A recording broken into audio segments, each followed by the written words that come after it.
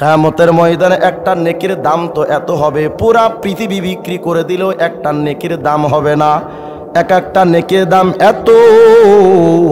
সূরা লুকমানের ২৭ নম্বর আয়াতের মধ্যে আল্লাহ পাক বলেন, ওয়ালাউ আন্নামা ফিল আরদি মিন শাজারাতিন আকলাম ওয়াল বাহরু ইয়ামুদ্দুহু মিন বাদিহি সাবআতু আবহুর মা নাফিদাত কালিমাতুল্লাহ।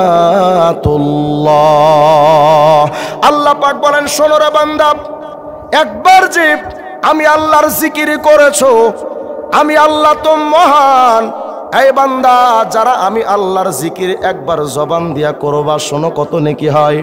পুরা পৃথিবীর সমস্ত গাছগাছালিগুলো যদি কলম বানাও, পুরা পৃথিবীর সমস্ত গাছগাছালিগুলো যদি কলম বানাও, একটা সমুদ্রকে টেনে আরো 7টা সমুদ্র যদি জোড়া লাগাও, এক কথায় 8টা সমুদ্রকে একত্রিত করে সমস্ত পানিগুলো যদি কালি বানাও, পৃথিবীর গাছগাছালিগুলো কলম, পৃথিবীর সমস্ত সমুদ্র 8টা সমুদ্র যদি হয়, আর সমস্ত পানিরে কালি বানায় যদি লিখতে থাকো। এই আয়াতের তাফসিরে হযরতে ইকরামা রাদিয়াল্লাহু রাহিমাহুল্লাহ বলেন, তাফসিরে কুরতুবীর 13 নম্বর খণ্ডের মধ্যে আসছে, জানো রে কি হয়, লানাফিদাল বাহরু ক্বাবলা আইয়ানফাদা সাওয়াবু মান ক্বালা লা ইলাহা ইল্লাল্লাহ। এর বান্দা, জয় বাংলার স্লোগান দিয়া কত নেকি কামাইলা, গিবত শেখায়তার বিলিটাই না কত নেকি বানাইলা। 1 সেকেন্ড যদি কালেমা তৈয়বা বলেন, লা ইলাহা ইল্লাল্লাহ, বলেন না লা ইলাহা ইল্লাল্লাহ, লা ইলাহা ইল্লাল্লাহ, এই একটা বার কালেমার জিকিরটা যদি করো, এই নেকিটা কত নেকি হয় জানো? হযরতে ইকরামা বলেন, সূরা লুকমানের 27 নম্বর আয়াতে আল্লাহ এটাই বোঝাতে চান, 8টা সমুদ্রের পানির কালিটা দিয়া, পৃথিবীর গাছগাছালি দিয়া কলম বানায়া, এই কলমার কালি দিয়া যদি লা ইলাহা ইল্লাল্লাহর নেকি লেখা হয়, নেকি লেখা যদি শুরু হয়, 8টা সমুদ্রের পানির কালি শেষ হয়ে যাবে, কিন্তু একবার কালেমা তৈয়বার জিকিরের নেকি লেখা শেষ হবে না। এখন আপনি সিদ্ধান্ত নেন, আপনি স্লোগান দিবেন কার? বলেন না কার? দুনিয়ার মানুষ কিয়ামতের ময়দানে তাফসীরে রাজির খণ্ড 225 নম্বর পৃষ্ঠার বর্ণনা, ইমামে রাজি বলেন, শোনো, আলহামদুলিল্লাহ সামানিয়াত আহরফ, আলহামদুলিল্লাহর মধ্যে হরফ হলো 8টা। বলেন তো কয়টা? আলিফ লাম হা মিম দাল, লাম লাম হা, কয়টা? 8টা। ইমাম রাজি বলেন, শোনো, ওয়া আবওয়াবুল জান্নাতি সামানিয়া, জান্নাতের দরজাও কিন্তু 8টা। সুবহানাল্লাহ বলেন না? আলহামদুলিল্লাহর হরফ 8টা। বলেন তো, আমরা গোলাম কার? আমাদেরকে জীবন্ত রাখেন কে? মৃত্যু দান করেন কে?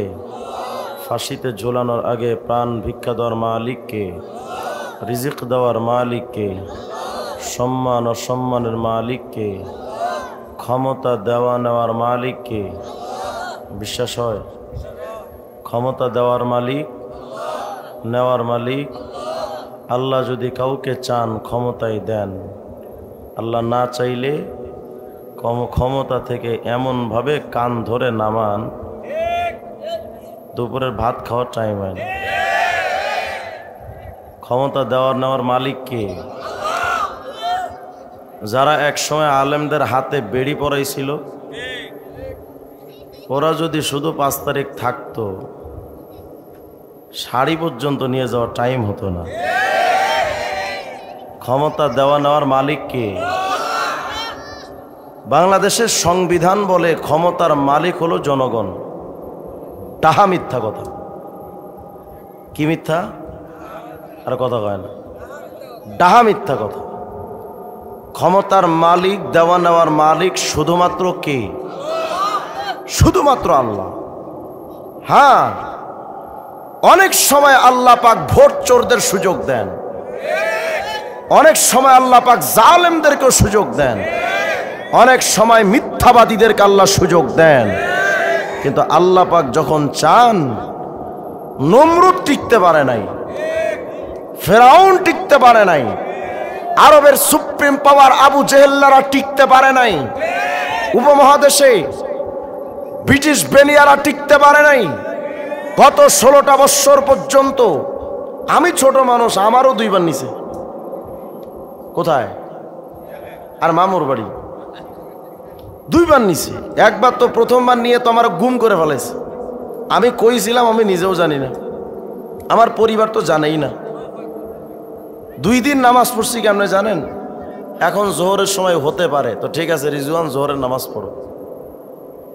কখন কয়টা বাজে তাও জানি না। ওটা আয়না ঘর না, এমন একটা ঘরে আমার রাখছে, আয়না ঘর ঢাকার ভেতরে। আমরা বহুত আল্লাহর কাছে দোয়া করেছিলাম, আল্লাহ পাক চাইলে সবকিছু সম্ভব না? সম্ভব না? সকল ক্ষমতার মালিক কে? অতএব আল্লাহর লগে পাল্লা দিতে নাই।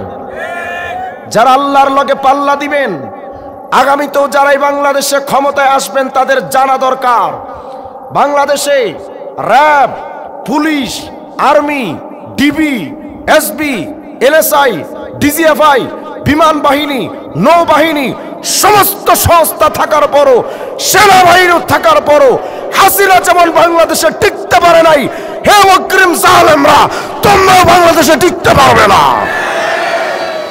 এটা সবার জন্য একটা সবক। আমার আল্লাহর রাজত্ব কত বড়, সেই রাজত্বের সামনে বাংলাদেশের অস্তিত্ব খুঁজে পাওয়া যায় না। বাংলাদেশ এতটা ছোট। অতএব টাকলা মুরাদের মতো মাথা খারাপ হইলেও যা মন চাই তা কুলতে নাই। সকল কিছুর উপর আছেন কে? চলেন আল্লাহর রাজত্ব সম্পর্কে আপনাদের একটু ধারণা দিই। আমরা তো আল্লাহকে মানি না। আল্লাহর রাজত্ব কত বিরাট। শুধু পৃথিবীর ইতিহাসটা দেখেন, নবমণ্ডলের জগৎটা দেখেন। বাংলাদেশটা যত বড়, মাত্র 56,000 বর্গ মাইলের বাংলাদেশ। এই ছোট্ট এক বাংলাদেশে মানচিত্রের মধ্যে বাংলাদেশ খুঁজেও পাওয়া যায় না, এতটা ছোট। মাত্র 56,000 বর্গ মাইল, কত বিরাট বাংলাদেশ। টেকনাফ টু তেতুলিয়া যদি যান পানি পিপাসা লেগে যাবে, এত বিরাট বাংলাদেশ। অথচ মানচিত্রে খুঁজেই পাওয়া যায় না। কত বর্গ কিলোমিটার? মাত্র 56,000 বর্গ মাইল। এই 56,000 বর্গ মাইলের বাংলাদেশ পৃথিবীর তুলনায় এতটা ছোট। বাংলাদেশ তো মাত্র 56,000 বর্গ মাইল, আর পুরা পৃথিবীটা 20 কোটি বর্গ মাইল। কত বিরাট পৃথিবী। ভাবতে পারেন হুজুর, তাইলে তো পৃথিবীটা অনেক বড়।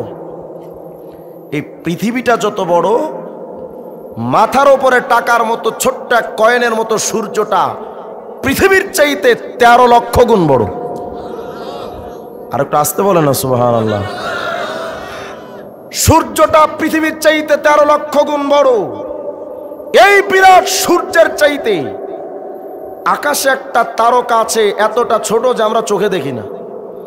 ওই ছোট্ট তারকাটাও পৃথিবীর চাইতে যেই সূর্যটা 13 লক্ষ গুণ বড়, ওই সূর্যের চাইতে ওই তারকা আরো 500 কোটি গুণ বড়। মোটামুটি দেওয়ানবাগি পীর সাহেবের পেটের মতোই তো। আওয়াজ দিয়া বলেন আল্লাহু আকবার। ওই সূর্যটা যত বড়, ইউআই স্কুটি তারকাটা যত বড়, একটা তারকা যদি এত বিরাট হয়, আকাশে কত তারকা আছে? বিজ্ঞান বলে, সৌরবিজ্ঞানীরা লিখেছেন, চাঁদ, সূর্য, গ্রহ, নক্ষত্র, এরপরে মাঝখানের বিরাট বিরাট স্পেস, ধূমকেতু, এই সব কিছু যার পেটের মধ্যে থাকে তার নাম গ্যালাক্সি। আমরা যে গ্যালাক্সিতে বসবাস করি তার নাম মিল্কি ওয়ে গ্যালাক্সি। এক একটা গ্যালাক্সি কত বড়, বিজ্ঞান লিখেছে। যেই ইউআই স্কুটি নামক তারকাটা এত বিরাট, এমন বড় তারকা, ছোট তারকা সব কিছু মিলিয়ে শুধু একটা গ্যালাক্সির মধ্যে তারকার সংখ্যা অন্তত 1 লক্ষ থেকে 2 লক্ষ কোটি। গ্যালাক্সি কত বড়, শুধু তারকা। এরপরে বিরাট বিরাট স্পেস আছে, ধূমকেতু আছে, চাঁদ আছে, সূর্য আছে, কত কিছু নিয়ে তো গ্যালাক্সি তৈরি। একটা গ্যালাক্সি যদি এত বড় হয়, বিজ্ঞান লিখেছে আকাশে অন্তত তাদের জানা মতে শুধু গ্যালাক্সির সংখ্যা 15,000 কোটি। সুবহানাল্লাহ, আসতে বললেন না? এই গ্যালাক্সি আবার যার পেটে থাকে তার নাম গ্যালাক্সি গুচ্ছ।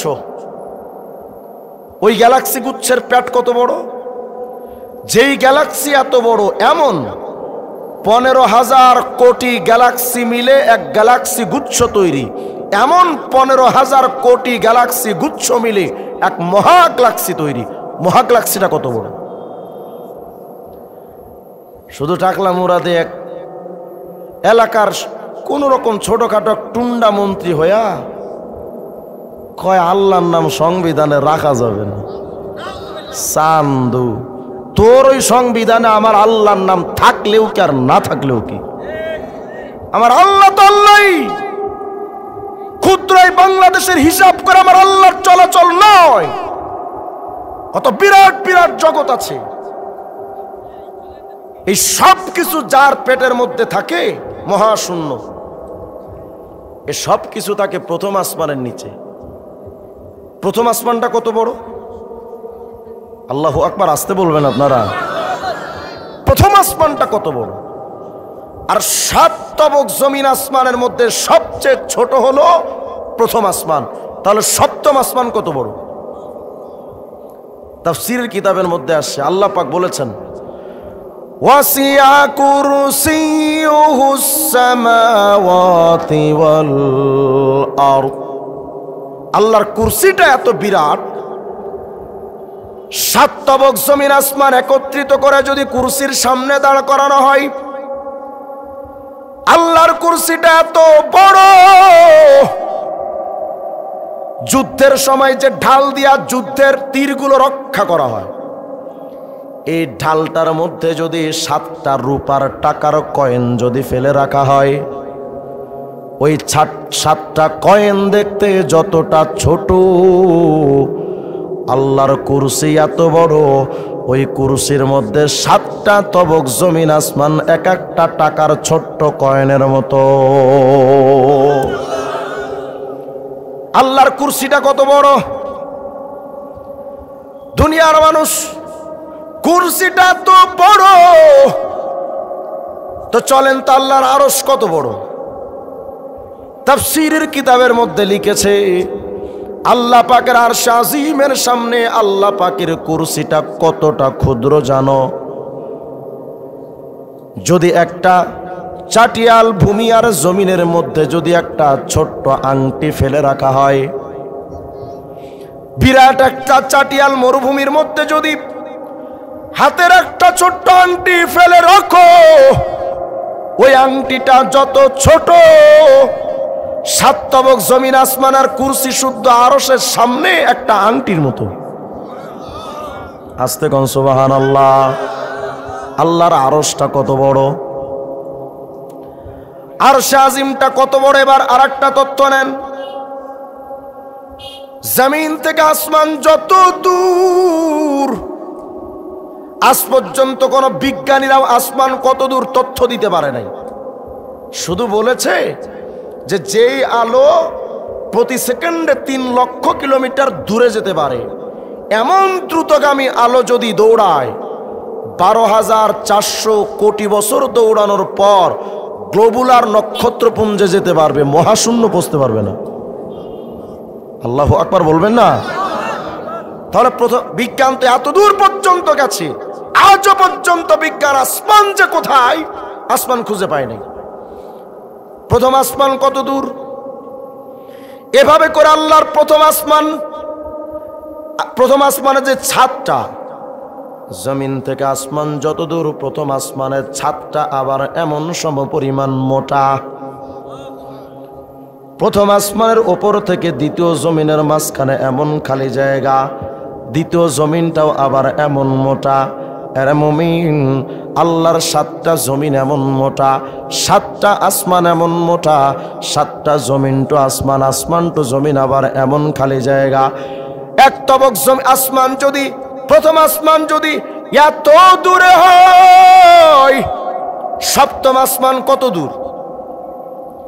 এই সপ্তম আসমানের উপর আল্লাহর কুরসি, তারপরে বিরাট এক সমুদ্র, তার উপর আল্লাহর আরশ, ওই আরশে আজিমের নিচে একটা জায়গা সিদরাতুল মুনতাহা, ওখানেই বসবাস করেন হযরত জিবরাইল।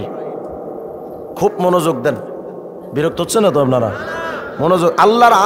আল্লাহ পাকের রাজত্বের ব্যাপকতা বিশালতা কত বেশি হতে পারে। কেউ তো আজকে আমেরিকার চমচমি করে, কেউ তো চুংচাং ভুংবাং চাইনার দালালি করে, কেউ তো ইন্ডিয়ার গরুর মুখ খাওয়ার দাদাদের দালালি করে। বলেন তো আমরা দালাল কার? তোমার আমেরিকার সুপ্রিম পাওয়ারের সিংহাসন ভেঙ্গে খান খান হয়ে যেতে পারে, চাইনার রাজত্বের সিংহাসন ভেঙ্গে টুকরো টুকরো হয়ে যেতে পারে, ইন্ডিয়ার 7 সিস্টার সহ ইন্ডিয়ার গরুর মুখ খাওয়া দাদাদের সিংহাসন হয়ে যেতে পারে। আল্লাহর রাজত্ব এত বিরাট, আল্লাহর রাজত্ব কখনো শেষ হতে পারে? ক্ষমতাটা কার? তাহলে বলেন তো চামচা হবেন কার? 16টা বছর তো চামচামি করলেন হাসিনার, বিপদে পড়লো কর্মীদের বিপদে ফেলা। হাসিনা গো সামসাদের খবর লয় না, কিন্তু আপনার আমার রব আল্লাহ বলেন, বান্দা আম্মা ইউজিবুল মুস্তাররা ইযা দা, যখন তুমি বিপদে পড়ো ডাকলেই আমি আল্লাহ হাজির। তাহলে দালালি আর চামচামি যদি করতে হয় কার করব? সপ্তম আসমানের উপরে কুরসি, আরশে আজিমের নিচে সিদরাতুল মুনতাহা, ওখানেই বসবাস করেন হযরত জিবরাইল। দেখেন তো জিবরাইলের গতি কেমন, খুব মনোযোগ দেন। তাফসিরে কুরতুবীর 9 নম্বর খণ্ডের 95 নম্বর পৃষ্ঠার মধ্যে আসছে, সাইয়েদুনা ইউসুফ আলাইহিস সালাম পয়গম্বরকে যখন কূপের মধ্যে ফেলে দেওয়া হয়, তো ইউসুফ আলাইহিস সালামের শরীরে এমন রশি দিয়ে বেঁধে তারপর ফেলা হয়েছিল। কিন্তু ইউসুফ আলাইহিস সালামের একজন ভাই নাম ছিল শামউন। ইমামে কুরতুবী লেখেন, ওয়া ইন্না শামউন হুয়াল্লাযী কাতাআল হাবলা ইরাদাতা আইয়ালতাফিতা আলা সখরা, যেই রশিতে বেঁধে ইউসুফ আলাইহিস সালামকে ফেলা হয়েছিল, ওই রশিটা শামউন নামক ভাই কেটে দিল, যেন ইউসুফ আলাইহিস সালাম রশি থেকে আলাদা হয়ে কূপের মধ্যে টাস করে পড়ে পাথরে আঘাতপ্রাপ্ত হয়ে মারা যায়। এই নিয়েতে কেটে দিল। কই যায়? ওঠাউঠি করলে সমস্যা ভাই, আমার একটা রোগ আছে, 1-2 উঠলে আমার মাথায় কাম করে না। এমনি তো উঠাইছেন 12টায়, আবার যদি উঠাউঠি করেন সমস্যা। আমার ঘটনার গরম বক্তব্য দেওয়ার উদ্দেশ্য না, সামনে আল্লাহর রাজত্বের বিশালতা বোঝানোর পর কিছু আমলি সবক আছে, এগুলাকে ভূমিকা স্বরূপ জানতে হবে। মনোযোগ দেন। তো ইউসুফ আলাইহিস সালামকে কূপের মধ্যে ফেলে দিয়েছে, রশিটা কেটে দিল।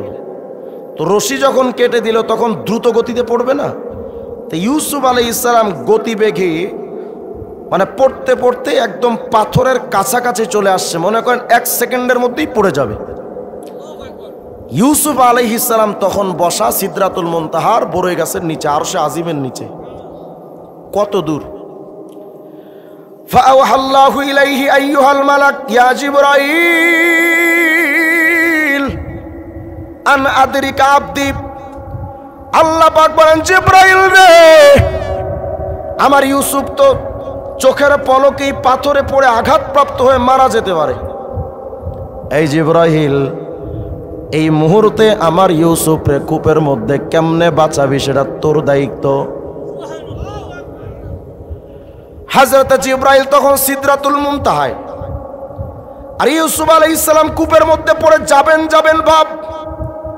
এই মুমিন, 3 লক্ষ কিলোমিটার প্রতি সেকেন্ডে যে আলো যায়, গ্লোবুলার নক্ষত্রপুঞ্জে পৌঁছাতে সময় লাগে মাত্র 12,400 কোটি বছর। এর কত উপরে যে জিবরাইল আলাইহিস সালাম, তার তো হিসাব আপনার আমার জবান দিয়া বলা সম্ভব না। সময় হাতে মাত্র 1 সেকেন্ড, চোখের পলক। হযরত জিবরাইল বলেন, জানো ফাসরাতু ওয়া হাবাতু হাত্তা আরাস্তুহু বাইনার রামি ওয়াল উকু, আমি জিব্রাইল যখন আল্লাহর আদেশ পেলাম, আমার 600 ডানার সকল শক্তিটা ব্যয় করে আমি জিব্রাইল একটা দৌড় মারলাম। আরশে আজিমের নিচ থেকে সিদরাতুল মুনতাহা থেকে রওনা হইয়া আল্লাহর বিরাট কুরসি পার হয়ে সপ্তম আসমান পাড়ি দিয়া প্রথম আসমান পাড়ি দিলাম। গ্লোবুলার নক্ষত্রপুঞ্জ, ইকারাস, অ্যান্ড্রোমিডা, সমস্ত নবমণ্ডলের জগৎগুলো পাড়ি দিয়া, সূর্য চাঁদ সবকিছু পাড়ি দিয়া চোখের একটা পলকের ভেতরে ইউসুফ আলাইহিস সালামের কূপের মধ্যে আমি জিব্রাইল ঢুকে গেলাম। ফাআকাআতুহু আলা সখরাতি সালিমা, ইউসুফের শরীরটা চোখের পলকে সিদরাতুল মুনতাহা দুনিয়ার কূপের মধ্যে এসে ইউসুফরে ধইরা আস্তে করে পাথরে নিরাপদে বসায়া দিলাম। হযরত জিব্রাইলের গতিটা তাহলে কত বেশি হতে পারে? এমন গতিময় সৃষ্টি যিনি বানালেন তিনি কে? আরো জোরে বলেন কে? আচ্ছা, জিব্রাইল আলাইহিস সালামের শরীরে পাখা মাত্র 600 পাখার শক্তি যদি এত দ্রুত হয়, যেই ফেরেশতার শরীরের মধ্যে পাখার সংখ্যা যত বেশি তার দৌড়ানোর গতিটা তত বেশি হওয়ার কথা। কথা বলেন, বেশি হবে না? তাফসিরে কুরতুবীর 20 নম্বর খণ্ডের 11 নম্বর পৃষ্ঠার বর্ণনা, ওয়া ইন্না লিল্লাহি তাআলা মালাকাই ইউকালু লাহু হিসকিয়াইল, আল্লাহর একজন ফেরেশতা আছেন নাম হিসকিয়াইল। জিব্রাইল, মিকাইল, ইসরাফিল, আজরাইল, আর একজন হলো হিসকিয়াইল। লাহু 18 আলফা জানাহ, মা বাইনাল জানাহি ইলাল জানাহি 500 আম। জমিন থেকে আসমানটা যত দূর, ওই ফেরেশতার শরীরের প্রত্যেকটা ডানার মাঝখানে, এক ডানা থেকে আর এক ডানার মাঝখানে জমিন তো আসমানের দূরত্ব, এমন দূরে দূরে এক একটা ডানা নিয়া ওই ফেরেশতার শরীরের ডানার সংখ্যা অন্তত 18,000। ওই ফেরেশতাটা কত বিশাল! ফাখাতারা লাহু খাতির, ওই ফেরেশতার অন্তরে একদিন একটা বিষয়ের জাগ্রত হলো, তুমি তো আল্লাহর এত বিরাট সৃষ্টি, তো আল্লাহর আরশে আজিম তো এত বিশাল, আজ পর্যন্ত কেউ দেখতে পারে নাই ঘুরে, তো তুমি তো আল্লাহর এত বিরাট সৃষ্টি, তুমি চাইলে কি পারবা আল্লাহর আরশ হাল তাকদির আন তুবসিরাল আরশা জামিয়া, আল্লাহর পুরো আরশে আজিমটা ঘুরে দেখতে পারবা? যদি পারো তো একটু চেষ্টা করো না। তো এই ফেরেশতা মনে মনে ভাবলেন, ঠিকই তো, আল্লাহর আরশে আজিম এত বড়, আজও পর্যন্ত কোনো ফেরেশতা তো দেখতে পারে নাই, আমি তো ট্রাই করে দেখতে পারি। যখন তিনি মনে মনে ভাবলেন আল্লাহর আরশটা পুরাটা ঘুরে দেখবেন, ফাসাদাহুল্লাহু আজনিহাতাম মিসলাহা, আল্লাহ পাক তারে আরো অতিরিক্ত 18,000 পাখা আরো দিলেন। আগে ছিল পাখা 18,000, এখন ফাকানা লাহু 36 আলফা জানাহ, এবার তার পাখার সংখ্যা হলো 36,000। 600 পাখার ডানা দিয়া জিব্রাইলের গতি যদি এত বেশি হয়, 36,000 পাখাওয়ালা হযরতে হিসকিয়াইলের গতিটা কত বেশি হতে পারে? আল্লাহু আকবার। ফাআওহাল্লাহু ইলাইহি আইয়ুহাল মালাক তির, এবার আল্লাহ তারে ওহী নাজিল করলেন, এই হিসকিয়াইল আমার আরশ না ঘুরা দেখতে চাও? তো ঠিক আছে, যদি চাও আমার আরশটা ঘুরা দেখবা তো ঠিক আছে, এখন দৌড়াও। ফেরেশতা 36,000 পাখা লইয়া দৌড় দিলেন। ফাত্তার মিকদার 20 আলফা সানা, ওই ফেরেশতা চোখের পলক নয়, 600 পাখার ডানাওয়ালা ফেরেশতা জিব্রাইল চোখের পলকে সিদরাতুল মুনতাহা থেকে জমিনে আসতে পারেন। 36,000 পাখা লইয়া ওই ফেরেশতা চোখের পলক মিনিট আর ঘন্টা, দিন আর সপ্তাহ, মাস আর বছর নয়, ওই ফেরেশতা পাক্কা 20টা হাজার বছর পর্যন্ত দৌড়াইল। ফালাম ইয়াবলুগ রাসা কাইমাতিম মিন কাওয়াইমিল আরশ, আল্লাহর আরশে আজিম পুরাটা ঘুইরা দেখা তো দূরের কথা, আরশে আজিমের একটা খুঁটির গোড়া থেকে আগা পর্যন্ত পৌঁছাতে পারে নাই। আল্লাহর আরশে আজিমের একটা খুঁটি যদি এমন হয়, আল্লাহ যখন দেখলেন যে চান্দু ফেল খেয়ে গেছে, ফাযাদাল্লাহু ফিল আজনিহাতি ওয়াল কুওয়া, আল্লাহ আরো শক্তি দিলেন, আরো ডানা দিলেন। ওয়া আমারা লাহু আইয়াতির, এবার আল্লাহ বললেন এবার দৌড়া, আরো শক্তি দিলাম। ফাতারা মিকদার 30,000 সানাতিন উখরা, এবার আরো 30,000 বছর দৌড়াইছে। ফালাম ইয়াসিল আইজান, আগে 20,000 বছর, এবার 30,000 বছর, এই 50,000 বছর পর্যন্ত দৌড়াইল, কিন্তু ওই ফেরেশতা আল্লাহর আরশে আজিমের খুঁটির গোড়া থেকে আগা পর্যন্ত যেতে পারে নাই।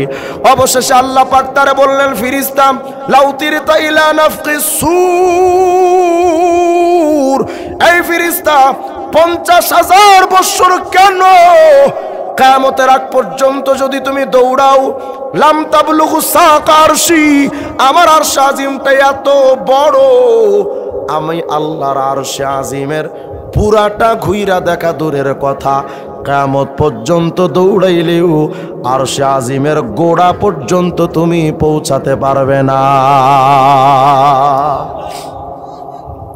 তাহলে আল্লাহর আরশে আজিমটা কত বিশাল।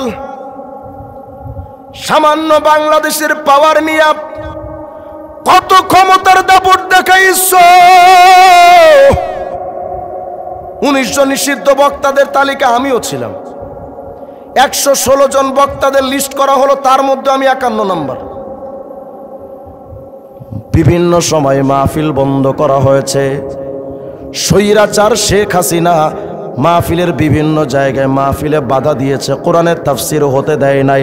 আল্লাহর মেহেরবানি, তার অঙ্গ সংগঠন ছাত্রলীগ সন্ত্রাসী সংগঠন হিসেবে নিষিদ্ধ হয়ে গেছে। কার মায়ের? আল্লাহ চাইলে শক্তি খাটানো লাগে না, আল্লাহর ইশারা দিলেই যথেষ্ট। শুনেছিলাম ছাত্রলীগ নাকি ফিরে আসবে আবার বিপ্লবী হয়ে, বিরাট শক্তি নিয়ে ফিরে আসবে, কিন্তু ফিরে আসছে মোহাম্মদপুরে ডাকাত হয়ে। কথা কয় না? এখন ডাকাতি চলছে, ধুমা ডাকাতি চলছে। যাদের হাতে, কোন আলেমদের হাতে আজ পর্যন্ত কোন নিরীহ মানুষ হত্যাকাণ্ডের শিকার হয় নাই। অসংখ্য আলেমের নামে জঙ্গি মামলা দিয়ে বছরের পর বছর, যুগের পর যুগ তাদেরকে গ্রেফতার করে রাখা হয়েছে। আজ মুসলমানদের সময় আসছে, যারা আলেমদেরকে জঙ্গি বলেছিল, সেই ছাত্রলীগ, সেই যুবলীগ, আওয়ামী লীগদেরকে যেখানে পাওয়া যাবে দুলাই দেওয়া দরকার।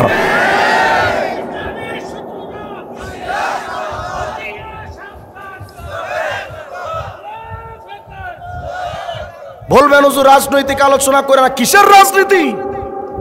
যারা আমাদের হাতে হাত করা লাগিয়েছে, আমার হাতেও তো তারা গরুর রশি দিয়ে আমাদেরকে টেনে টেনে আদালতে উঠিয়েছে।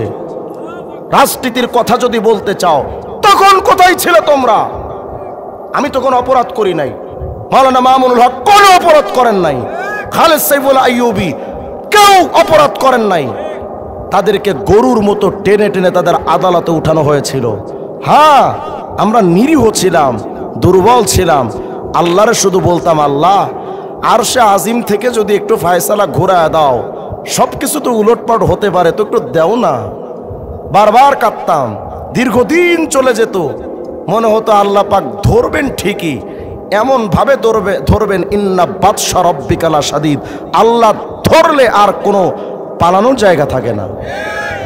ঠিক আল্লাহ পাক ধরেছেন। এটা আগাম বাংলাদেশের যারা ক্ষমতা আসবেন তাদের জন্য বিরাট একটা সবক, বিরাট একটা সবক হয়ে থাকা দরকার। বাংলাদেশে ইসলামের বিরুদ্ধে অবস্থান নিয়ে আলেমদের হাতে হাত করা লাগিয়ে কোরআনের তাফসীরের উপর নিষিদ্ধ আরোপ করে আলেমদের নাম ব্ল্যাক লিস্টে রেখে আজ পর্যন্ত বাংলার জমিনে কেউ টিকতে পারে নাই। মনে রাখবেন, 71 সালের আগেও আলেমরা ছিল, 71-এর পরেও আলেমরা ছিল, 13 সালের পরেও আলেমরা ছিল, কিয়ামত পর্যন্ত আলেমরা থাকবে। আলেমদের বিরোধী যারা, তারা এই জমিনে টিকতে পারবে না। এই জমিনটা ইসলামের জমিন, এই জমিনটা মুসলমানের জমিন। এই জমিন নিয়ে কেউ ফাইজলামি করবে, ইসলাম নিয়ে এটা হতে দেওয়া যায় না। হ্যাঁ, বলতে পারেন যে হুজুর আলেমদের শক্তি কোথায়? আলেমদের শক্তি যেখানে থাকে ওটা দেখা যায় না। আমরা তো আন্দোলনে প্রথম নামি নাই, তাদের ছাত্ররাই নামলো, যাদেরকে তারা লালন পালন করেছিল তারাই নেমে এমন সিস্টেম করে দিল, দুপুরে ভাত খাওয়ারও টাইম হয় না। আল্লাহ চাইলে সবই সম্ভব। আল্লাহ রাজত্বের সামনে নিজের রাজত্বের বড়াই দেখাতে নাই। আল্লাহ বলেন আল কিবরিয়া উরিদাই, চাদর, এই চাদর ধরে টানার হাসরা করতে নাই। আপনার বউরে যদি কেউ ধরে টান দেয়, আপনি কি সহ্য করবেন? আপনার প্রেমিকারে নিয়ে যদি কেউ হাত ধরে টান দেয়, আপনি সহ্য করবেন? আপনার মেয়ের হাত ধরে কেউ টান দিলে আপনি সহ্য করবেন না। আল্লাহ বলেন আমার অহংকারের চাদর ধরে যে টান দিবে, আমি আল্লাহ সহ্য করব না। নির্বংশ হয়ে যায়। মুসলমান ভাইরা কতগুলো বুঝেন, কত বিরাট আরশে আজিম। কেন এই তথ্য দিলাম? এবার চলেন সেই আমলের সবকটার দিকে যায়। আল্লাহ পাকের আরশে আজিমটা যত বড়, তাফসীরে রুহুল মানির মধ্যে সৈয়দ মাহমুদ বাগদাদি আলুসি লিখেছেন, তাফসীরে রুহুল মানি খণ্ড 10 পৃষ্ঠা 410-এর মধ্যে আল্লাহর নবী একদিন জিব্রাইলকে প্রশ্ন করেন, রে জিব্রাইল ভাই, আখবির আন সাওয়াবি মান ক্বালা সুবহানা রাব্বিয়াল আলা ফি সুজুদিহি ওয়া ফি গায়রি সুজুদিহি। এরা জিব্রাইল আমারে বলো না, আমার কোন উম্মত যদি জবানটা দিয়ে 1 সেকেন্ড সময় নিয়ে শুধু একটা বার কয় সুবহানা রাব্বিয়াল আলা, আমার কোন উম্মত যদি একটা বার শুধু কয়, সিজদার মধ্যে বলুক অথবা সিজদার বাহিরে বলুক, একবার যদি এই তাসবিহটা পড়ে সুবহানা রাব্বিয়াল আলা পড়েন তো কি? আরো জোরে বলেন, আবার পড়েন। এর অর্থ হলো সুবহানা রাব্বিয়াল আলা, আমার বড়, আমার খোদা যিনি সব সময় বড়, সবার ঊর্ধ্বে, সে আল্লাহর পবিত্রতা ঘোষণা করি। বলেন তো সবার ঊর্ধ্বে যিনি, তিনি কে? আল্লাহর কোন বান্দা যদি একবার আল্লাহর বড়ত্বের ঘোষণা দিয়া কয় সুবহান রাব্বিয়াল আলা, এই তাসবিহটা যদি একটা বার কেউ পড়ে, ও জিব্রাইল আমি মুহাম্মদ রে বলো আমার এই উম্মতের আমল নামায় কতটুকু নেকি হবে? হযরত জিব্রাইল বলেন, ইয়া রাসূলুল্লাহ মা মিন মুমিনিন ওয়ালা মুমিনা ইয়াকুলুহা ফি সুজুদিহি আও ফি গায়রি সুজুদিহি। ওগো আল্লাহর নবী, আপনার কোন উম্মত যদি সিজদার ভিতরে অথবা সিজদার বাইরে যদি একবার শুধু সুবহান রাব্বিয়াল আলাটা পড়ে, ওগো আল্লাহর নবী, ইল্লা কানাত লাহু ফি মিজানিহি আফকালু মিনাল আরশ ওয়াল কুরসি ওয়া জিবালিদ দুনিয়া। ওগো নবী, পৃথিবীর সমস্ত পাহাড়গুলোরে যদি একত্রিত কইরা মিজানের একটা পাল্লায় যদি রাখা হয়, শুনতেছি তো, পৃথিবীর সমস্ত পাহাড়গুলো একত্রিত করে যদি মিজানের একটা পাল্লাই রাখা হয়, 7 তবক জমিন আসমান 7টা টাকার কয়েনের মতো যেই কুরসির সামনে, ওই কুরসিটাও নিয়ে যদি মিজানের একটা পাল্লাই রাখা হয়, ও আল্লাহর নবী, শুধু কুরসি আর পৃথিবীর পাহাড়গুলো নয়, আল্লাহর আরশ আজিম যত বড়, পুরা আরশ আজিমটাকে নিয়ে যদি ওই মিজানের পাল্লাই রাখা হয়, যেই মিজানের পাল্লায় পৃথিবীর পাহাড়, আল্লাহর কুরসি, পুরা আরশে আজিমটা রাইখা যেই মিজানের পাল্লাই রাখা হলো, ওগো নবী, জবান দিয়ে একবার সুবহান রাব্বিয়াল আলা পড়লে, ওই একবার সুবহান রাব্বিয়াল আলার পড়ার মাধ্যমে যেই নেকিটা হয়, এই নেকিটা নিয়ে যদি মিজানের আরেকটা পাল্লাই রাখা হয়, নবী গো, পৃথিবীর পাহাড়, কুরসি, আরশে আজিম নিয়া মিজানের পাল্লাটা হালকা হয়ে যাবে। একবার সুবহান রাব্বিয়াল আলা পড়ার নেকির পাল্লাটা ভারী। বলেন না সুবহান রাব্বিয়াল আলা। আবার বলেন, আবার বলেন, লস না লাভ? আকিস বিড়ি টানলে কেমন লাভ? আকিস বিড়ি টানলে ক্ষতি। একটা আকিস বিড়িতে টান দিতে যত সময় লাগে সুবহানা রাব্বিয়াল আলা 2-3 বার পড়া যায়, কথা কয় না? অথচ মুরব্বী আবার 2 বার কওয়া যাবে না। মুরব্বী 2 বার করলে সমস্যা। মুরব্বী মানুষ চায়ের দোকানে বসে আকিস বিড়ির পাশাইছে টান, আরে বাপরে বাপ, টান একটা দিয়া ও ভালো না, সুখ টান দিয়া ও ভালো না, ও খারাপ, ও চোর, ও বাটপার, ও দুর্নীতিবাজ, ও এটা, ও সেটা।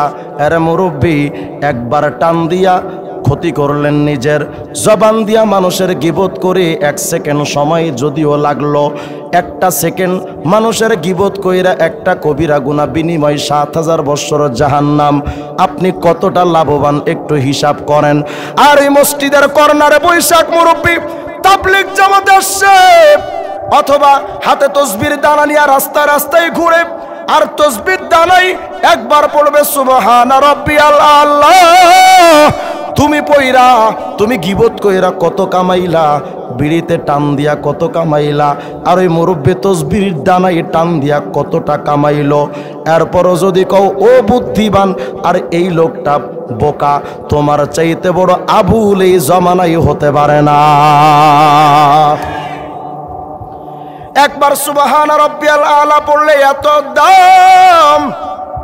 এই মুমিন, তুমি আমেরিকার চমচমি করো, দিল্লির চমচমি করো, চাইনার জাপানের দালালি করো, তাদের নিয়ে যতই চমচমি করো, ওরা কোনোদিন কিন্তু তোমার নাম নিয়ে স্মরণ করবে না, কথা কয় না? আপনি যদি প্রধানমন্ত্রীর, আগামী প্রধানমন্ত্রীর ব্যাপারে চামচামি দোকানে বৈশা করেন, ওই প্রধানমন্ত্রী কোনোদিন তোমার নাম নিয়ে মন্ত্রী পরিষদে আলোচনা করবে? অথচ তারা বাংলাদেশের কোনো একটা এলাকার শুধু প্রধানমন্ত্রী অথবা এমপি। আর মহাজগতের রব আমার আল্লাহ কত মহান। আল্লাহ হযরত জিব্রাইল বলেন, নবী আল্লাহর ওই বান্দা যখন সুবহান রব্বিয়াল আলা পড়লো, হয়তো মসজিদে পড়েছে অথবা বাগানে পড়লো, অথবা নবী ক্ষেতের মধ্যেও যদি পড়ে, একবার যদি সুবহান রব্বিয়াল আলা পড়ে, আল্লাহ পাক সকল ফেরেশতাদেরকে জমা কইরা বলেন, এই ফেরেশতারা শোনো, সদাকা আব্দি। ওই যে ময়মনসিংহ এলাকায় চর ঈশ্বরদীয়া এলাকায় দেখো, আমার একটা বান্দা সুবহান রব্বিয়াল আলা পড়েছে। ফেরেশতারা রে ইশহাদু ইয়া মালাইকাতি, এই ফেরেশতারা সাক্ষী থাক, আন্নী কদ গফারতু লি আব্দি, আমার এই বান্দার জিন্দেগির গুনাহ আমি আল্লাহ মাফ করে দিলাম। একবার সুবহান রব্বিয়াল আলা পারেন না কে কে? সবাই তো পারি। হয়তো ভাবতেছেন যে হুজুর এটা তো শুধু সিজদায় পড়া যায় না, আপনি যখন মন চাই তখন পড়েন। একটাবার সুবহান রব্বিয়াল আলা এত নেকি, শুধু তাই নয়, আল্লাহ বলেন ফেরেশতা আমি মাফ করে দিলাম। এই রিওয়ায়াতের পরের অংশ আসছে, ফাইদা মাতা, ওই বান্দাটা যখন মারা যায়, দুনিয়াতে একবার পড়েছিল সুবহান রব্বিয়াল আলা, ওই বান্দাটা যখন মারা যায়, জারাহু মিকাইল কুল্লা ইয়াউমিল কিয়ামা। এই মুমিন, কিয়ামতের ময়দানে বাপ তো সন্তানরে চিনবে না, সন্তান তো বাপের চেনে না, ভাই ভাইরে চিনে না, বন্ধু বন্ধুরে চেনে না, পীর তার মুরিদরে চেনে না, কেউ কাউরে চিনবে না। ওই কিয়ামতের ময়দানে আপন বলে কেউ নাই। সন্তানের কাছে বাবা যাবে, সন্তানকে দেখা বাবা একটা দৌড় দিবে, আজকে কিয়ামতে আমি আছি বিপদে, তুই আমার কাছে আওস্কা, যা এখান থেকে ভাগ। সন্তান চলে যাবে, বাপ চলে যাবে। ভাবতেছেন হুজুর গুনাহগারেরা না এমন করবে? না রে মুমিন না, বড় পীর আব্দুল কাদের জিলানিও এমন করবে। আরে বড় পীর আব্দুল কাদের জিলানির কথা বাদ দাও, নবীরা পর্যন্ত আউয়ালু মাইয়াফিরু মিন বানিহি নূহ কিয়ামতে নূহ আলাইহিস সালামের কাছে তার সন্তান কেনাআন যাবে, আব্বু আমার একটু বাঁচায়ালন। ওই সময় নূহ আলাইহিস সালাম তার সন্তান কেনাআনকে দেখে একটা দৌড় দিবে, কে আমার সন্তান, কাউরে আমি চিনি না। ইব্রাহিম আলাইহিস সালাম তার বাবা আজরকে দেখে, ওয়া আউয়ালু মা ইয়াফিরু মিন আবিহি ইব্রাহিম, ইব্রাহিম আলাইহিস সালাম তার বাবারে দেখে দৌড় দিবে, কে আমার বাবা, কাউরে আমি চিনি না। ওই কিয়ামতের ময়দানে কেউ কাউরে যখন চিনবে না, হযরত জিবরাইল বলেন, নবী গো, দুনিয়াতে যারা একবার পড়বে সুবহান রাব্বিয়াল আলা জারাহু মিকাইল কুল্লা ইয়াউমিল কিয়ামা, কিয়ামতের ময়দানে ওই বান্দার সাথে আল্লাহর ফেরেশতা মিকাইল তার সাথে এসে দেখা সাক্ষাৎ করবে। দেখা কইরা কি করবে, হামালাহু আলা জানাহি, নিচের ডানার উপরে ফেরেশতার উঠায় নেবে। মিকাইল ওই বান্দারে নিজের ডানার উপরে উঠাইয়া ফায়ুকিফুহু বাইনা ইয়াদাইল্লাহ, আল্লাহর সামনে দাঁড় করাবে। দাঁড় করা মিকাইল বলবে, ইয়া রব শাফিনি ফি, আল্লাহ এই বান্দার ব্যাপারে আমি মিকাইল সুপারিশ করতে আসছি, আল্লাহ এই বান্দার ব্যাপারে তোমার কাছে ভিক্ষা চাই, ওরে মাফ করে দাও। আল্লাহ বলবেন, শাফাতুকা ফিহি, এরা মিকাইল তোমার সুপারিশকে আমি আল্লাহ কবুল করে নিলাম, এখন তোমার সামনে একটা মাত্র কাজ, ইযহাব বিহি ইলাল জান্নাহ, আমারে বান্দারে ধুইরা আমার জান্নাতে ঢুকায়া দাও। একবার সুবহান রাব্বিয়াল আলা পড়লে এত নেকি, জয় বাংলা পড়লে কত নেকি, কত হয় না? সারাদিন তো নির্বাচনের আগে জয় বাংলা জিতবে, এবার নৌকা, এবার কোয়েন, এবারও বইলেন, এগুলো বললে এক 4 পয়সার দাম নাই, অথচ মালিকের জিকিরে পড়েন সুবহান রাব্বিয়াল আলা, কত বিরাট নেকি। এখন বলেন তো চামচা হবেন কার? আরো জোরে বলেন কার? তুমি যাদের চামচামি করো তারা কিন্তু নিজের ধান্দা ছাড়া কিচ্ছু বুঝে না, ধান্দা শেষ, খুদা হাফেজ, কথা হয় না? এই জন্য তো দেখবেন নেতারা ভোটের আগে দুনিয়ার চায়ের অভাব নাই, কেতলি কেতলি চা, আর যারে দেখে সালাম, কথা হয় না? মুরব্বী দেখলেও সালাম, বাচ্চা কাচ্চা দেখলেও সালাম, নারী পুরুষ দেখলেও সালাম, হিজড়া দেখলেও সালাম, রাস্তায় যদি হিন্দু হাইটা যায় কয় সুকুমার দা খার আসসালামু আলাইকুম, কথা হয় না? এই নেতাদের পেছনে দৌড়াইয়া নিজের জমি বিক্রি কইরা ক্ষমতায় নিছ, ওই নেতা যখন ক্ষমতা পায় তোমার জন্য সরকার যে টাকা পাঠায় ওই নেতা ওটাও চুরি করে খায়। সত্য না মিথ্যা? এদের দাপট কি? আজকে আমার মাহফিল ছিল আর একটা খাল বলা, এই আপনার কি বলে কোন জায়গা না, ঈশ্বরগঞ্জের ভেতরে খাল বলা, 18 বাড়ি, সরি হ্যাঁ 18 বাড়ি থেকে ভেতরে বয়ানের মাঝখানে এক নেতা আসছে। আগে তো নেতারা ছিল এক কোয়ালিটির, এখনকার নেতারা আর এক কোয়ালিটির। হাই রে কপাল, অন্তত 100 লোক আনছে, পুরা মাহফিলের বয়ানটা আমার A to Z নষ্ট করে ফেলছে। বয়ানের এক পর্যায়ে বসে আছি, উনি আসছেন। উনি যখন প্রথম আসছে সবাই তো ধুমধাম আওয়াজ, কর্তৃপক্ষরে বললাম নেতারে দাওয়াত দিয়েছেন কি লেগে? ওয়াজ শোনার জন্যই তো নেতারে নিয়ে স্টেজে যান, উনি ভেতরে বয়ে থাকবে কে, ওয়াজ শুনবে এসে। কিছুক্ষণ পরে আসলো, ধুমধাম করে আসলো, আমি বয়ান করি, লোকজনের দিকে তাকায় রয়েছে। একটু পরে দেখি যে আমার সামনে বৈশা হের সামসা একটা আইসা ফটো তোলা শুরু করছে। আমিও তো ঘাওড়া কম না, আমি কিন্তু কঠিন আকারের ঘাওড়া। সুন্দর করে মাহফিলে বয়ান ওখানে শেষ করে আইসা পড়ছি, এক শব্দ আর উচ্চারণ করি নাই। কর এবার নেতাগিরি। মাহফিল ছেড়ে আসার সাথেই তো শুরু হয়ে গেছে শ্রোতাদের কাহিনী। আমি বুঝাতে চাই, চামচামি করেন ঠিক, সব জায়গায় চামচামি করা উচিত না। ইসলামের জায়গায় আলেমদের সামনে কোন নেতার নেতামি চলতে পারে না। আলেমরা দুনিয়াও নেতা, আখিরাতেও নেতা। কিসের নেতামি তোমার? তোমাদের নেতাদের পাওয়ার থাকে 5 বছর, 5 বছরের রাজা তো 10 বছরের সাজা। আলেমদের সম্মানের চেয়ার আগেও ছিল, এখনো আছে, কিয়ামত পর্যন্ত থাকে। আমাদের ক্ষমতার সম্মানের জন্য ভোট লাগে না। কিসের নেতামি করো? গত বছর এখানে নেতাদের জ্বালায় ওয়াজ করতে পারি না, আজকে কই কথা হয় না? আজকের নেতারা কই? আজকে স্টেজের আশপাশে কুত্তা ঢুকতে পারবে, এরা পারবে না। আর কথা কয় না গামিয়া, হ্যাঁ এটাই দুনিয়া। নেতাগিরি সবসময় করবেন না। আর আমার ব্যক্তিগতভাবে একটা তবিয়ত, আমারা যারা দাওয়াত দিবেন এই বিষয়টা খেয়াল রেখেন। নেতাদেরকে হয়তো আমার আগে বিদায় করবেন, নইলে পরে বিদায় করেন। আমার বয়ানের মাঝখানে সে যত বড় নেতা হোক, শেখ হাসিনা নিচে 2 বার, প্রয়োজন আরো 14 বার ঢুকবো জেলখানায়, কিন্তু কোনো নেতারে ছাড় হবে না। মাহফিলের স্টেজগুলো হলো আলেমদের জন্য। তুমি কি? তুমি আসবে এখানে অনুদান দিতে, নেতাগিরি করার জন্য নয়। মাহফিলের পোস্টার দেখলে উপরে নেতার নাম বড় কইরা, মনে প্রধান বক্তা, এর বোম মারলো সূরা ফাতিহা বাইর হইব না, হ্যাঁ নামটা বড় কইরা, আর বক্তাদের নাম কোন রকম একটু টুকায় ভেতরে ঢুকায় রাখছে। মা হাদা, এগুলো কি?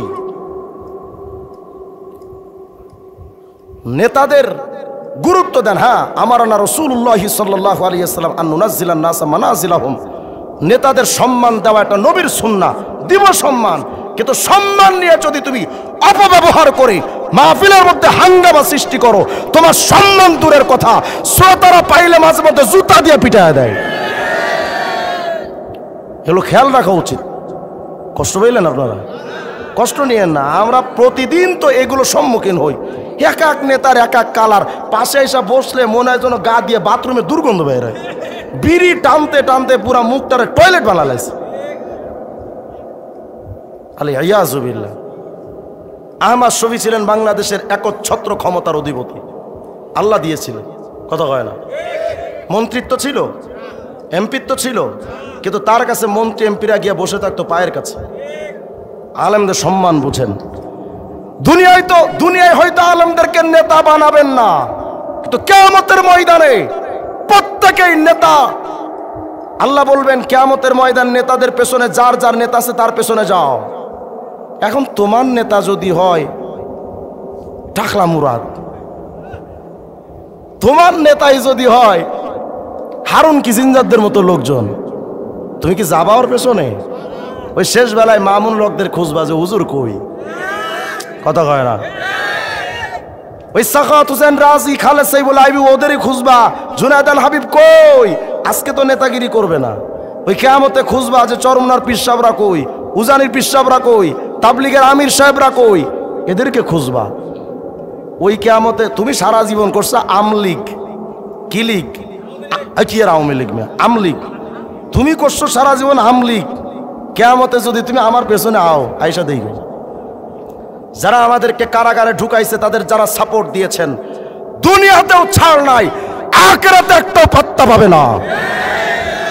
কড়াই গন্ডাই হিসাব দিতে হবে। অতএব বুঝে শুনে নেতৃত্ব মেনে নেন, বুঝে শুনে ভোটটা দিন।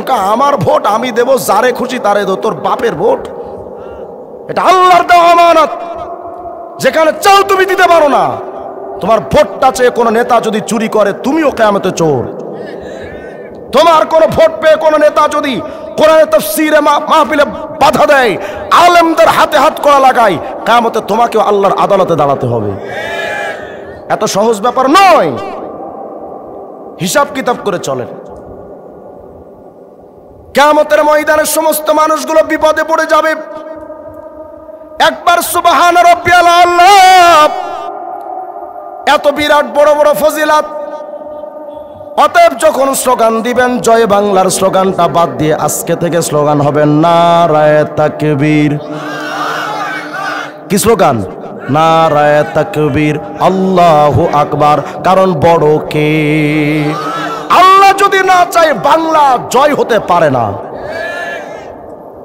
তাকবীরের স্লোগান হবে আল্লাহর, কারণ রাজত্বের মালিক কে? কিয়ামতের ময়দানে মহাদিরাজ আমার আল্লাহর সামনে সবাই বিপদগ্রস্ত হয়ে যাবে। একটা মাত্র নেকি পাওয়ার ধান্দায়, আল্লাহ আমার একটা নেকি আমি পাবো কই? কিন্তু নবী আল্লাহ পাক বলেন, শোনো, কিয়ামতের ময়দানে একটা নেকির দাম তো এত হবে, পুরা পৃথিবী বিক্রি করে দিলেও একটা নেকির দাম হবে না। এক একটা নেকির দাম এত।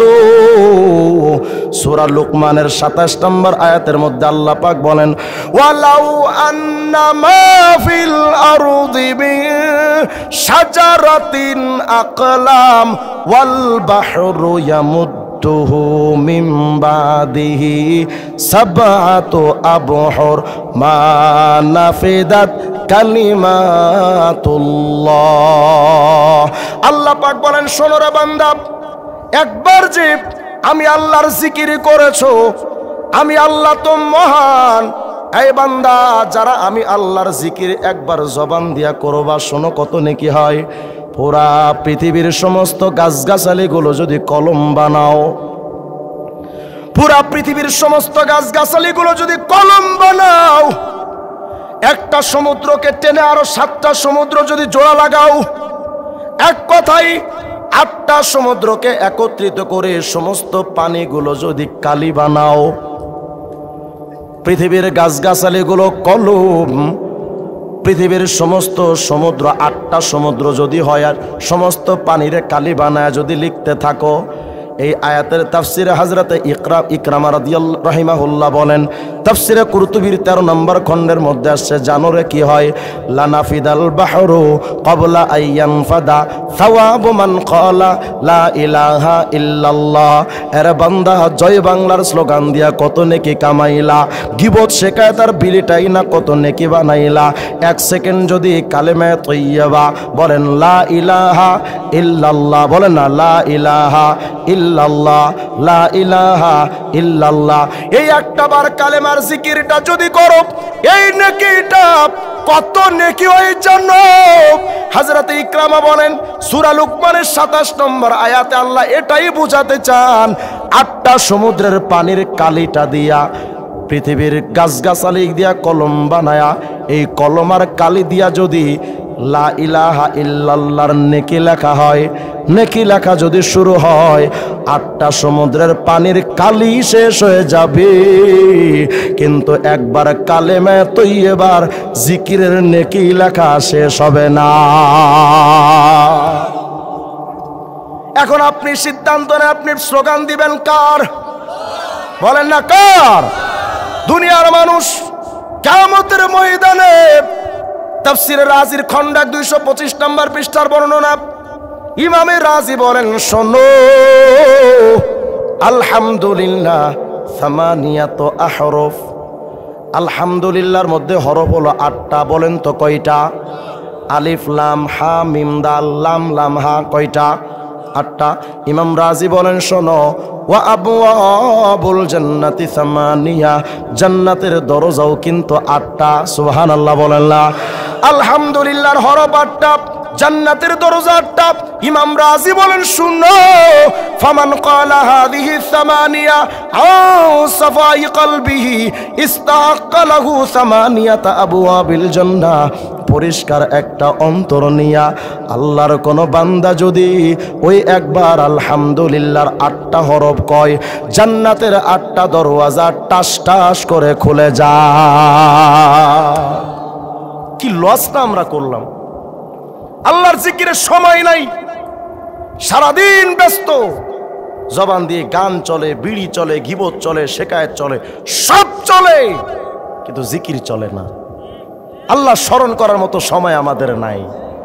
ভাইজান, রাত অনেক গভীর হয়ে গেছে, কথা বলার অনেক ছিল, শেষ 2-1টা কথা আপনাদেরকে বলি। আজকেও তো কাফনের ফ্যাক্টরি থেকে অনেক কাফন তৈরি হয়েছে, হয় নাই? কাফনের ফ্যাক্টরি থেকে কাফন বোঝাই করে অনেক গাড়ি বাংলাদেশের বিভিন্ন প্রান্তে রওনা হয়েছে, হয় নাই? হ্যাঁ, ওই কাফনের মধ্যে এমন তো হতে পারে এই এলাকায়ও কিছু কাফন চলে আসছে, যার জন্য আসছে সে হয়তো এখানেও বসে আছে। মৃত্যুর সময় কার কখন চলে আসবে কেউ বলতে পারবো না। মুরব্বী, এই যে মুখের দাড়িটা আছে না সাদা, এই সাদা দাড়িটা কিন্তু দুনিয়ার কোন রঙিন কালার নয় রে বাজান। এই কালারটা কাফনের কাপড়ের কালার। মৃত্যুর সিগন্যাল কিন্তু পড়ে গেছে, কিন্তু খবর নাই আপনার আমার। আজও পর্যন্ত বিড়িটা ছাড়তে পারলাম না, গীবত ছাড়তে পারি নাই, মালিকের কাছে তওবার জন্য আজও হাত ফালাইতে পারি নাই। আর কবে করবেন আপনি আমারে বলেন না? এখানে হয়তো অনেক মানুষ এখানে বসে আছেন, নিজের সন্তানকে নিজের হাতে কবরে রাখছেন, আছে না নাই? নিজের সন্তানকে কবরে রাখছেন।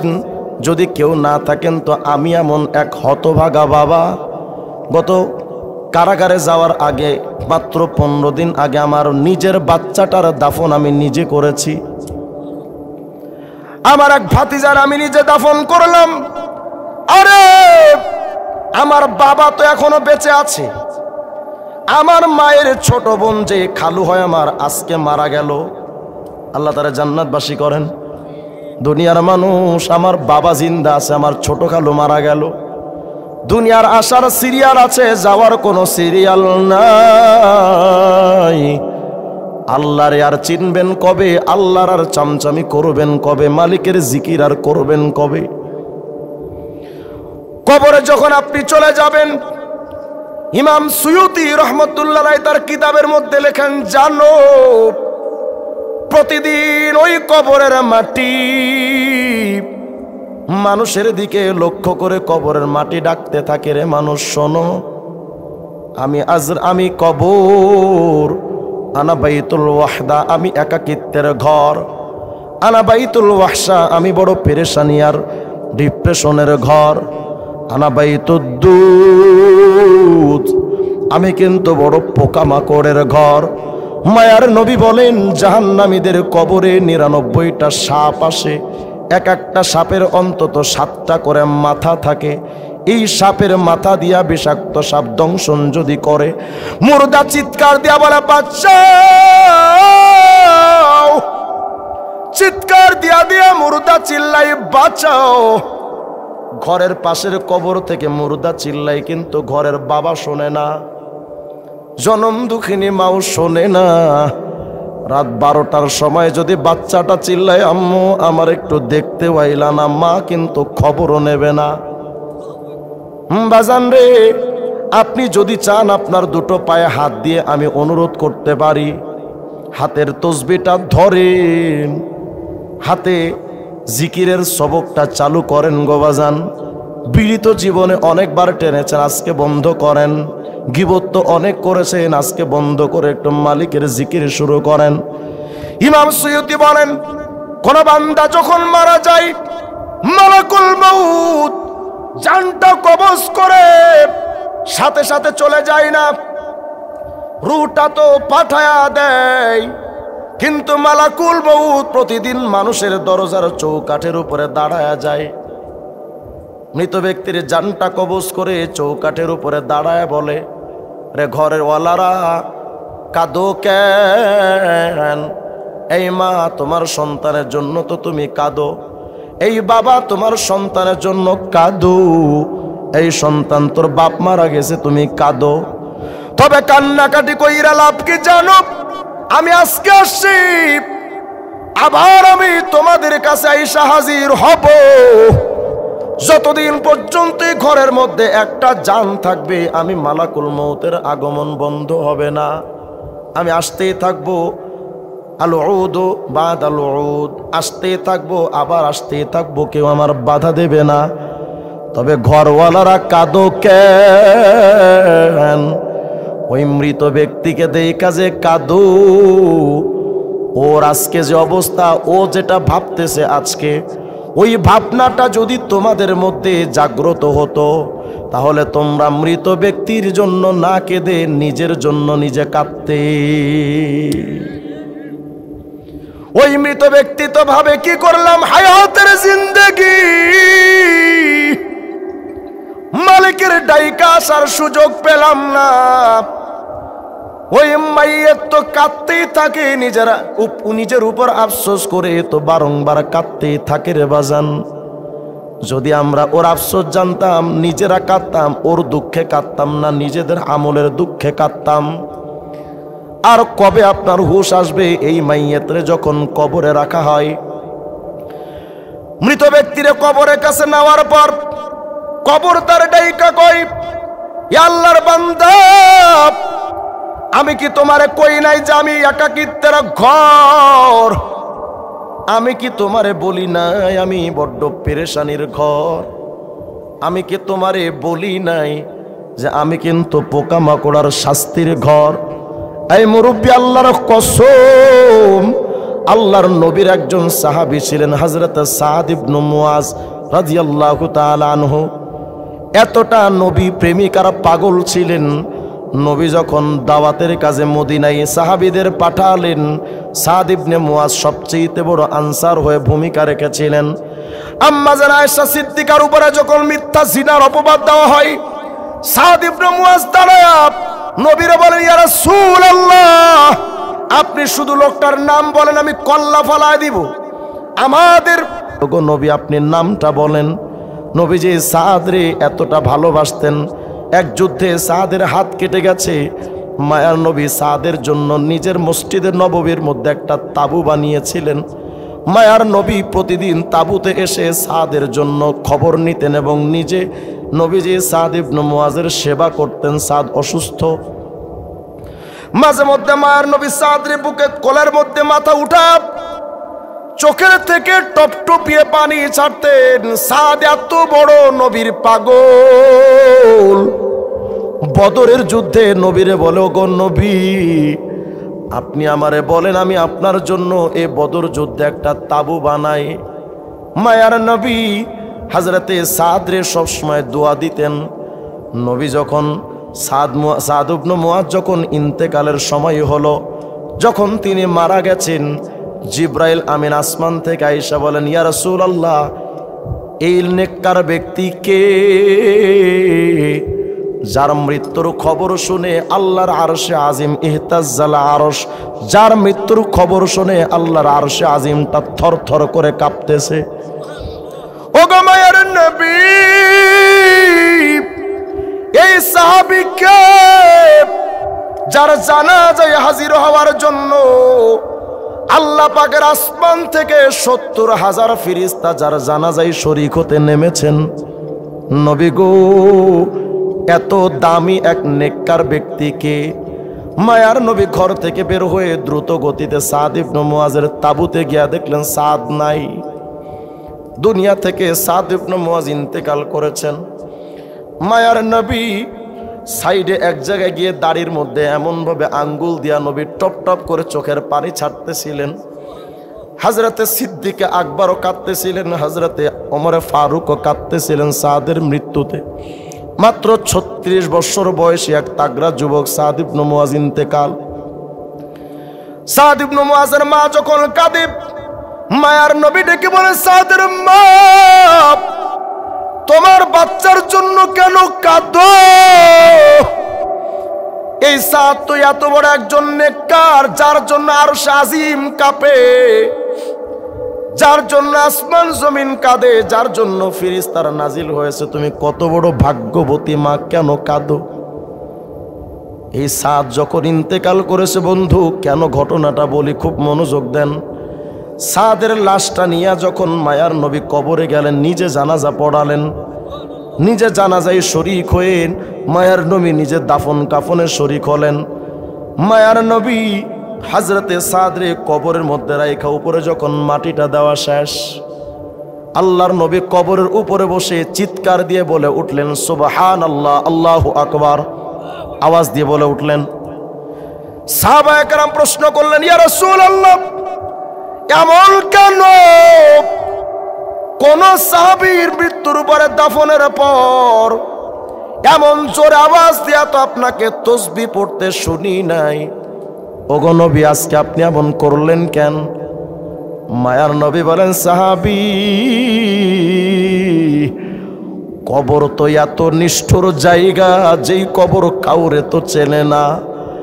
আমার এত দামি এক নেককার সাহাবী সাদ ইবনে মুআজ রে, আর কত দামি সাদ, তার লাশটাকে নিয়ে যখন কবরের মধ্যে রাখতে যাওয়া হবে, মুনাফিকরা লাশটা ধরেছে। দেখে সাদের লাশটা খুব হালকা, বেশি ভারী না। মুনাফিকরা আলোচনা শুরু করেছে সাদ বড় জুলুমবাজ ছিল, এজন্য সাদের লাশটা এমন হালকা হয়ে গেছে। মায়ার নবী ডেকে বলেন, সাহাবী, আমার সাদের লাশটা হালকা হয়েছে গুনাহের কারণে নয়, আল্লাহর আসমান থেকে ফেরেশতারা নেমে আমার সাদের লাশটাকে কাঁধে করে নেওয়ার কারণে লাশটা হালকা।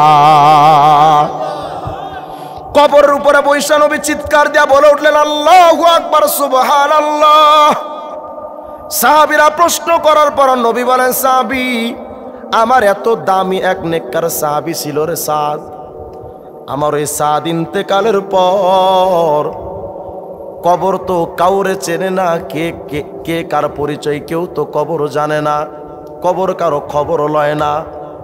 ওই কবরে রাখার পর আমার এত দামি এক সাহাবী, নেককার সাহাবীরে কবরের দুই পাশ থেকে আয়েশা চাপ দিতে আসছে। এত বড় নেককার সাহাবী কবরে চাপ মারতে আসছে। আয়েশা যখন দেখে যে না, নেকি ভালো, আমল ভালো, কবরটার চাপ দেয় না, আবার সরে গেছে। মায়ার নবী বলেন, কবর যদি কারো সাথে ভালো আচরণ করার জন্য যদি কবর হতো, সর্বপ্রথম আমার সাহাবী সাদ ইবনে মুয়াজের জন্য কবর ভালো আচরণ করত। যেহেতু কবর তার নিয়ম ভঙ্গ করে, আমার সাদরেও ছাড় দেয় না। ওরে দুনিয়ার মানুষ, কবরকে নিয়ে সতর্ক থেকো, কবর কিন্তু কাউরে ছাড় দেবে না।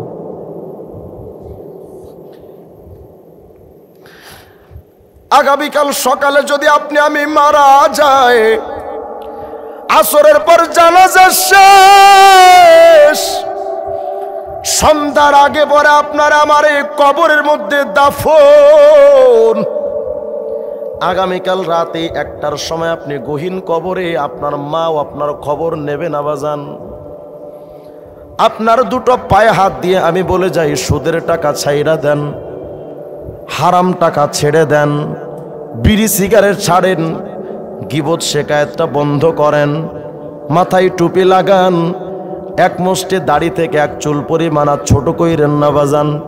এই দাড়ি এক মুষ্টি থেকে সামান্য একটু ছোট যদি হয়, যতদিন এক মুষ্টি না হবে 24 ঘন্টা জিনা করলে যেই গুনাহ, সেই গুনাহ হতে থাকে। পায়ের টাকনু নিচে কাপড় পরলে প্রতিটা মিনিটে সেকেন্ডে একটা কবিরা গুনাহ, 7000 বছর জাহান্নাম। আল্লাহর রাস্তে ছাইরা দেন, আল্লাহর বিধানের মধ্যে শামিল হন। এমন তো হতে পারে আগামীকাল সকালে শুনবেন রিজওয়ান রফিকি নাই। কত মাহফিল থেকে এমন আসছে, রাত্রে বয়ান করে আসছে, সকালে শুনে আয়োজক কমিটির প্রধান যুবক ইন্তেকাল করছে।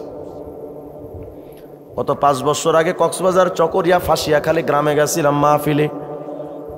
সকালবেলা বাইতুল মুকাররমের খতিব আব্দুল মালিক সাহেবের বাবার মাদ্রাসা চাঁদপুর খেড়িহর মাদ্রাসায় মাহফিল। 8টার সময় আমার ফোন আসছে, মাহফিল কর্তৃপক্ষ আমারে ফোন দিয়া কয়, হুজুর, যেই যুবক রাত্রে মাহফিল আয়োজন যারা করেছিল, এদের প্রধান যুবক যে ছিল, হুন্ডাটা নিয়ে চকরিয়া গেছে, অ্যাক্সিডেন্টে মারা গেছে। এর আগের রাত্রে যুবক আমার সাথে হাতে হাত দিয়ে তওবা করেছিল, আর দাড়ি কাটবে না, নামাজ ছাড়বে না। 2016 সালের 17 ডিসেম্বর মাহফিলে গেলাম ইন্ডিয়ার ত্রিপুরা বড় নারায়ণপুর এলাকায়। সকালে যখন বাংলাদেশে ঢুকবো, মাহফিল স্থল থেকে যখন বের হয়ে গেছি, হঠাৎ মসজিদের এলান, শোক সংবাদ। কে রে ভাই, কে মারা গেল? বলে, হুজুর, গত রাত্রে আপনার সামনে বৈশা বয়ান শুনেছে, সকালবেলা লাশ। নিজের কাছে বড় আফসোস লাগে, শ্রোতা তো মারা গেল, এই বক্তার না জানি কবে আমার পালা। আমার সন্তান তো মারা গেছে, কবে জানি আমি বাবার পালা। রে মুমিন, একই সাথে ছোট্টবেলায় খেলাধুলা করতাম, কত যুবক আমার চোখের সামনে দুনিয়া থেকে বিদায় হয়ে গেল। আপনি আর কবে বুঝবেন আল্লাহর দিকে আসার? কবে আর সময় হবে? এখনো পর্যন্ত মুরব্বী সূরা ফাতিহা জানে না। তাবলীগ জামাতে যদি চিল্লার জামাতে দাওয়াত দিয়ে বলে, হুজুর আমার সময় হয় না, আরেকটু বয়স হোক। এমন তো হবে আগামী 2 দিন পরে আপনার আমার মরণ হয়ে যাবে। প্রতি শবে বরাতের বরাতের রাতে তো মালাকুল মউতের কাছে আল্লাহ 1 বৎসরের মৃত ব্যক্তিদের লিস্ট পাঠায়া দেয় যে এই মানুষগুলো আগামী শবে বরাতের আগে মারা যাবে। এমন তো হতে পারে মুরব্বী ওই লিস্টের মধ্যে আপনার আমার নামটাও রয়ে গেছে। তার কবে প্রস্তুতি নেবেন বলেন? আজকে থেকে একটু ফিকির করেন না, আর গুনাহ করব না। এই জবান দিয়ে আজকে থেকে বেশি বেশি জিকির চালু করব ইনশাআল্লাহ। করা যাবে তো ইনশাআল্লাহ? আল্লাহ আমার ভাইদেরকে তৌফিক দান করেন, কথাগুলোর প্রতি আমল করার তৌফিক দান করেন। এই মাহফিলটাকে আল্লাহ পাক কবুল করেন। আল্লাহ পাক যদি আবার কোনোদিন সুযোগ হয় একটু আগে ভাগে উঠাইলে সুবিধা হয়।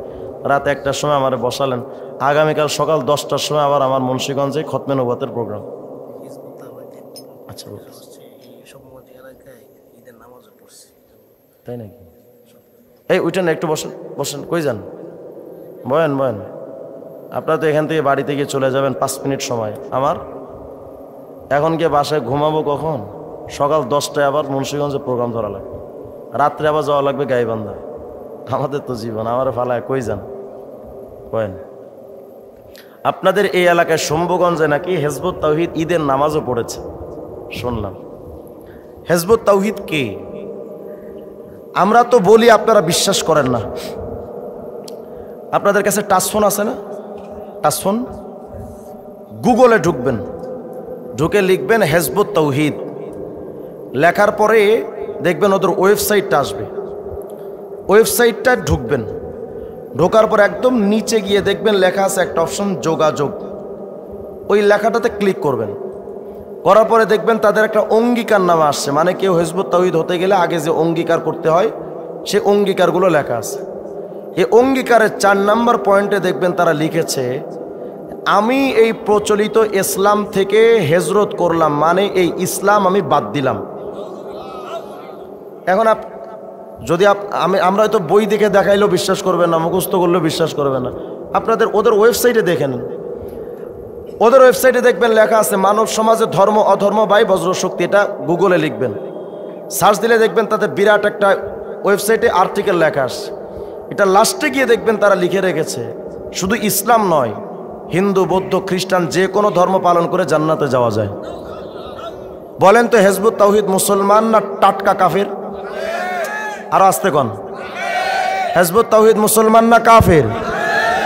হেজবুত তাওহীদের সেলিমরা তাদের দাজ্জাল নামক বইয়ের 89, 90, 91 নম্বর পৃষ্ঠায় লিখেছে হেজবুত তাওহীদের সকল সদস্যদের মর্যাদা নবী রাসূলদের চেয়ে অনেক বেশি। ওরা বলে রামকৃষ্ণ, রামচন্দ্র, যুধিষ্ঠির, মনু, বুদ্ধদেব এরা সবাই মুহাম্মদের মতোই আল্লাহর নবী।